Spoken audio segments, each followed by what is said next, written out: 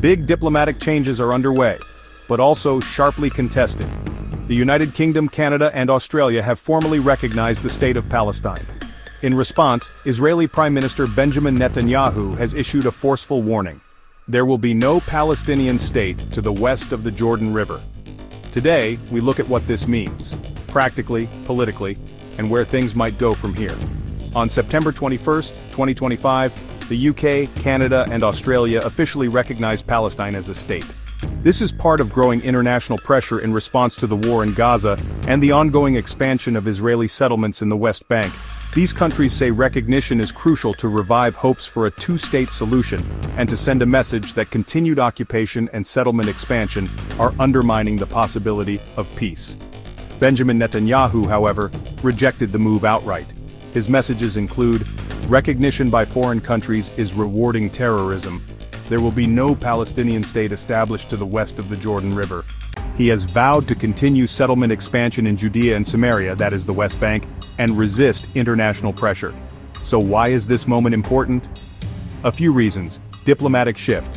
These recognitions mark a departure for long-allied Western nations, UK, Canada, Australia, in how they engage with the Israeli-Palestinian conflict. Two-state solution.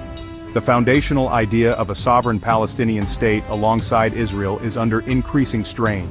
Settlement expansion, disagreements over borders, security concerns, all make the two-state option harder. Netanyahu's statement reflects resistance to that framework. On the ground effects, recognition is largely symbolic unless accompanied by concrete changes, territorial arrangements, governance, security.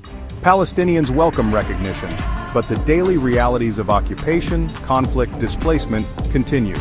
International isolation and legitimacy. For Israel, these recognitions increase diplomatic isolation in some quarters, especially when actions in Gaza and the West Bank are under scrutiny.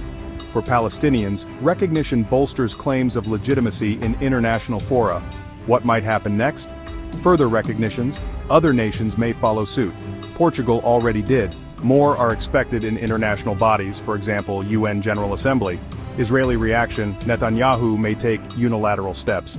For example, annexation, intensified settlement building, to solidify control over contested areas.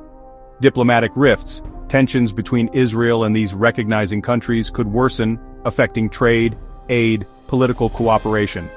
Also could complicate relationships with countries that oppose such recognition. Impact on the peace process. If recognition is purely symbolic, it may not change much, but if it leads to new negotiations, pressure for ceasefire or constraints on settlement expansion, it could shift dynamics. On the other hand, it could harden positions on both sides. Recognition of a Palestinian state by the UK, Canada, and Australia is a major diplomatic moment. But Netanyahu's unequivocal message, there will be no Palestinian state west of the Jordan River, shows how far the gap remains between competing visions of what peace could look like. The coming weeks and months will test whether these recognitions translate into real changes, or whether they deepen divisions. For now, the question isn't just if there will be a Palestinian state, but how, where, and under what conditions. Tell us what you think. Is recognition enough without action? Can there be peace if one side rejects statehood for the other? Leave your thoughts in the comments, share this video, subscribe for more updates.